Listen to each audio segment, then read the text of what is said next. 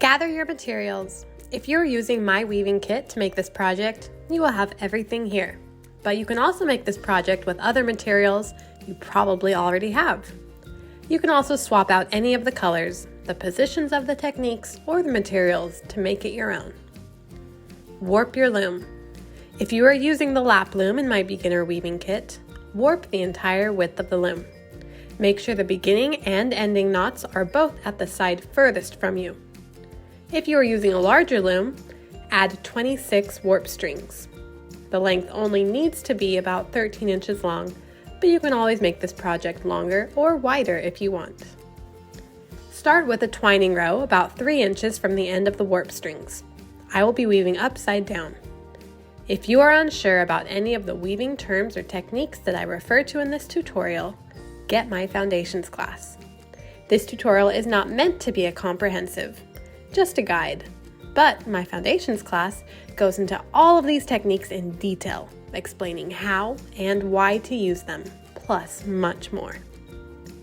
Choose a colored yarn and add 2 rows of tabby. Use the cotton warp to add 4 rows of double tabby, which means you will go over 2 warp strings at a time.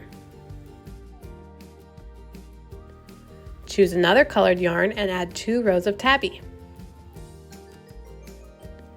Choose a colored yarn and add 2 rows of tabby.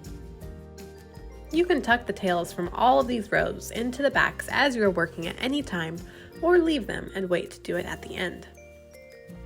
Measure your roving 3 times the width of the warp. Pull it apart lengthwise so that you have a thinner piece to work with. Add a row of sumac with the roving, going over 2 warp strings at a time, twisting it before guiding it underneath the warp string.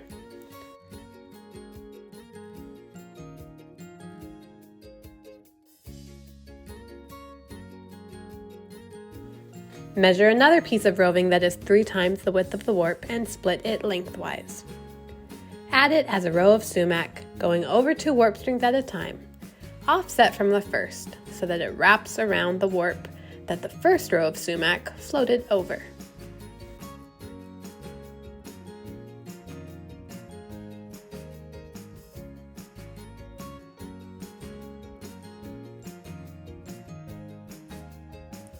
Use the cotton warp to add 6 rows of doubled up tabby, which means weaving with 2 lengths at a time.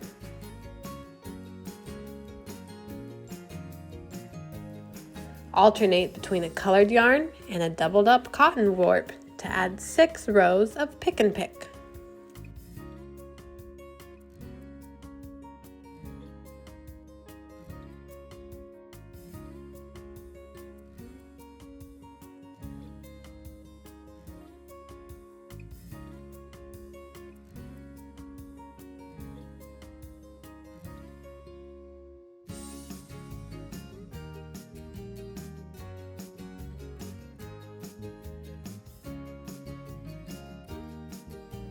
Use the colored yarn from the pick and pick to finish off with 3 rows of tabby.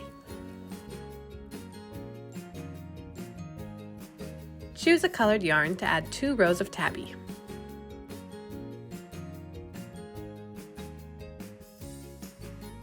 Add 5 rows of tabby with the cotton warp.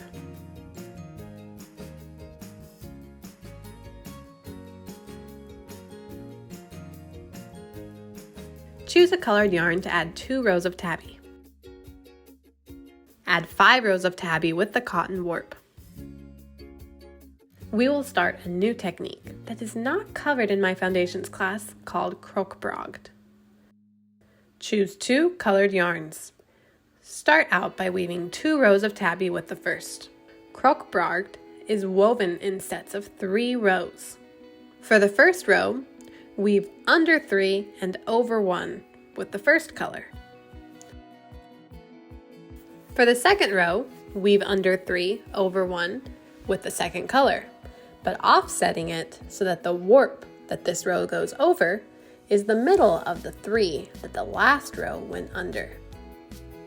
For the third row, weave over 1 under 1 with the second color, so that the warps this row go over are all of the warps that the first 2 rows have not gone over yet. Now pack these 3 rows down and the first section is done. Follow this sequence 5 more times, switching out the colors to create 2 rows of flowers. You can refer to the diagram in the blog post to follow along.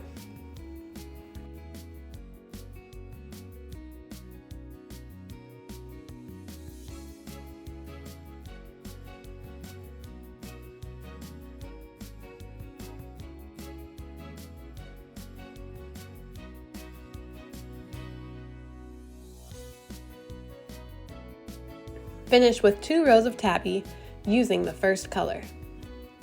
Cut 39 lengths of cotton warp so that they are 8 inches long. Add them as raya over 2 warp strings.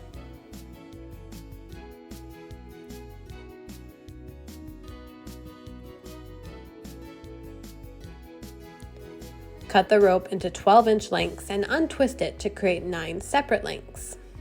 Add each length as raya over 4 to 5 warp strings. I like to work from either end into the center so that if there are any leftover warp strings, the center raya can cover the rest. Add 2 rows of tabby with the cotton warp. Finish with a hem stitch.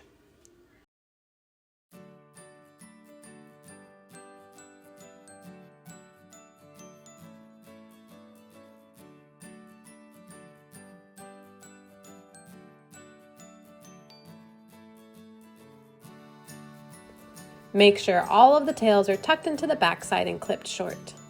Then cut the warp strings off of the loom near the top bar, a little after the hem stitch. Remove the warp strings from the bottom bar, keeping the loops intact.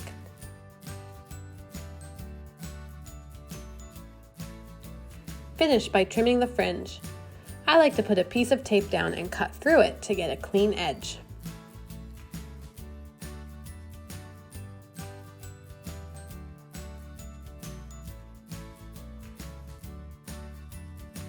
If you want to add any extra embellishments before finishing, sew beads into the front of any part of the tapestry. Tuck all but 2 warp strings on either side down into the back of the tapestry.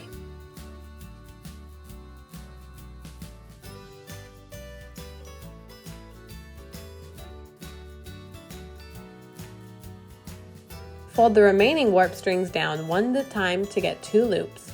Then fold the 2 loops towards the back and slide the dowel into them.